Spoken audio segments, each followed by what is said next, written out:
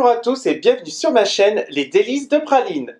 La semaine dernière, je vous avais dit que je ferais une vidéo comment faire des pâtes maison, sans machine, sans robot, sans laminoir. Et bien c'est aujourd'hui que ça se passe.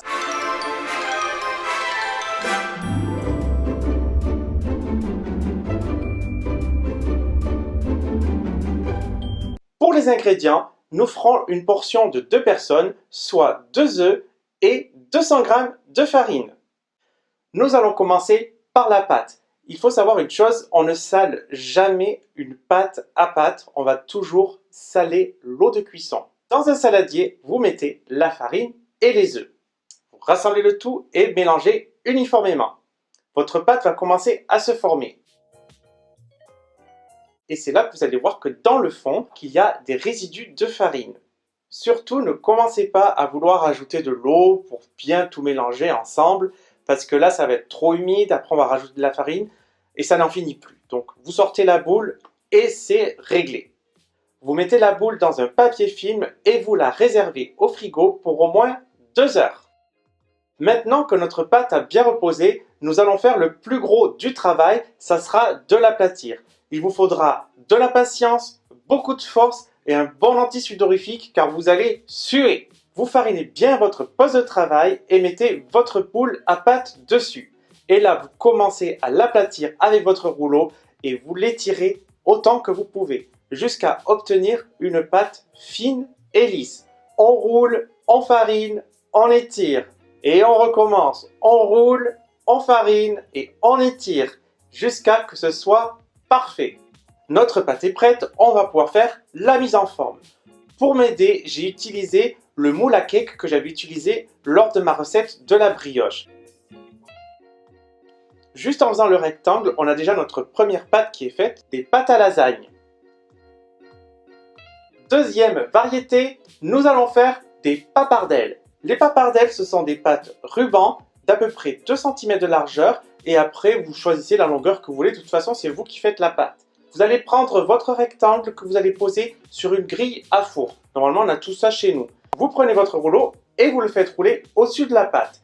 Si la pâte ne se sectionne pas bien comme il faut, vous prenez votre couteau, de toute façon vous avez la ligne qui est dessinée et vous la coupez. Et voilà, vos papardelles sont faites. Maintenant nous allons faire des farfales. Les farfales, ce sont les pâtes nœuds papillons. Pour avoir une belle farfalle sur le côté, on va s'aider d'une roulette à pâte cannelée. Je prends le moule à cake que je dépose sur la pâte. Je passe la roulette de chacun des côtés. Maintenant que votre rectangle est fait, vous le recoupez en deux sur sa longueur au milieu.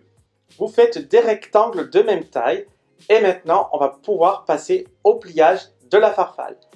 Vous prenez votre pouce et votre index, vous pliez sur le milieu de la pâte et à mi-chemin, vous pliez les côtés inversés. Vous pressez avec votre pouce et votre index sur le milieu et vos farfales sont faites. Si vous n'avez pas la roulette cannelée, eh ben c'est pas grave, vous avez juste à couper avec un couteau et vous aurez des farfales avec des bordures nettes. Quatrième variété de pâtes, nous allons faire des gnocchis. Pour faire les gnocchis, nous allons nous aider d'une petite planche en bois striée. Vous prenez la pâte et vous faites un boudin d'à peu près 1 cm de diamètre. C'est comme quand on faisait de la pâte à modeler. Vous coupez des tronçons d'1/2 cm de largeur. Vous mettez le petit tronçon de pâte sur votre planche et à l'aide de votre pouce, vous appuyez du haut vers le bas. Si vous n'avez pas la petite planche en bois striée, vous pouvez utiliser des pics à brochettes. Vous les rassemblez les uns contre les autres, vous en prenez à peu près une dizaine. Vous mettez le tronçon de pâte et pareil, vous tournez avec votre pouce. Par contre, il va vraiment falloir appuyer fort sur les pics à brochettes parce qu'ils vont peut-être se décaler un petit peu. Cinquième pâte, les orecchiette. Ce sont tout simplement des petites oreilles. Vous faites la même chose que pour les gnocchis. On refait un petit boudin, mais cette fois-ci d'1/2 cm de diamètre. Vous le coupez en petits tronçons d'1/2 cm également.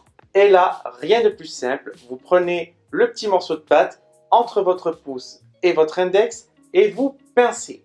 Vous pincez en faisant glisser votre pouce et votre index Et voilà, vos orecchiettes sont faites. 6e variété de pâte, les tagliatelles.